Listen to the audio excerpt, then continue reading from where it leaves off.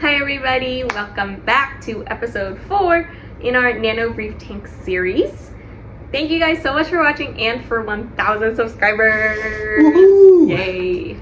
If you're new here, this is our journey documenting our baby reef tank. It has no filter, no dosing, so yeah, this is our series.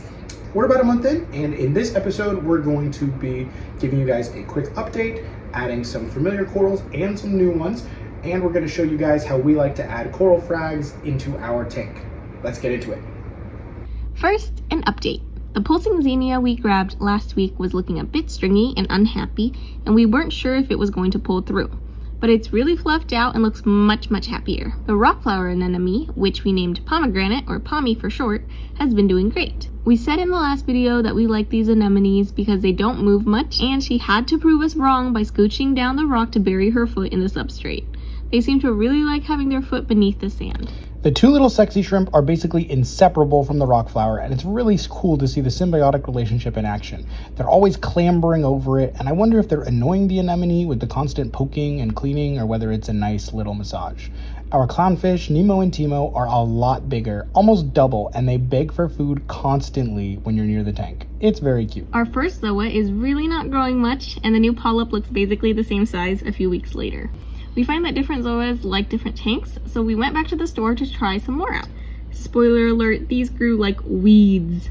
We got this ultra green ZOA that we've been calling the brat ZOA, and this pink and purple ZOA with large heads. The pink and purple ZOA we thought was amazing in store, but it happens to match our live rock a little bit too well, so it kind of disappears at a distance. Up close though, it's still a treat. This seems like a great time to show you guys how we attach our frags in the tank. When you buy a coral like a zoanthid, they're usually growing on a chunk of live rock or rubble that's been glued to the frag plug.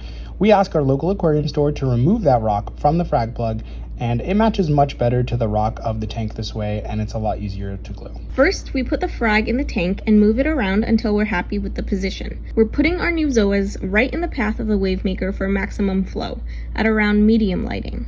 This will prevent detritus buildup and give our ZOAs best conditions.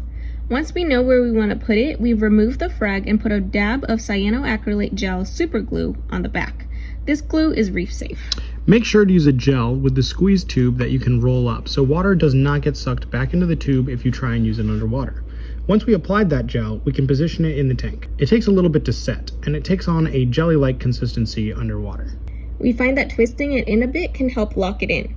Make sure not to get any glue exposed to the rest of your tank in case a curious crab decides to get stuck. And here it is, all locked in. Super easy. We also picked up this small frag of GSP. GSP, or green star polyps, are another controversial soft coral for how fast they grow, but I don't think that ours got that memo. They can do basically any lighting, and they prefer high flow. We put it in our tank on the island to battle it out with the xenia. Ours does not exactly look super happy, and we're not really sure why. It just doesn't look like other photos of GSP we've seen around. Maybe it's a different kind of GSP that's supposed to look like this? Let us know down below if you have any ideas. Hopefully it will pull through. If you're enjoying the series, make sure to leave a like or subscribe to see the rest of it. Next episode, we're going to be adding a Euthelia coral, so our first LPS. Ooh. We also have videos coming up with growth updates, tips on leaving your tank on vacation, and a lot more. Let us know anything else you guys want to see, or if you have any tips for us in our tank. Thank you guys so much for watching, and we will see you next time. Come back later. Bye. Bye.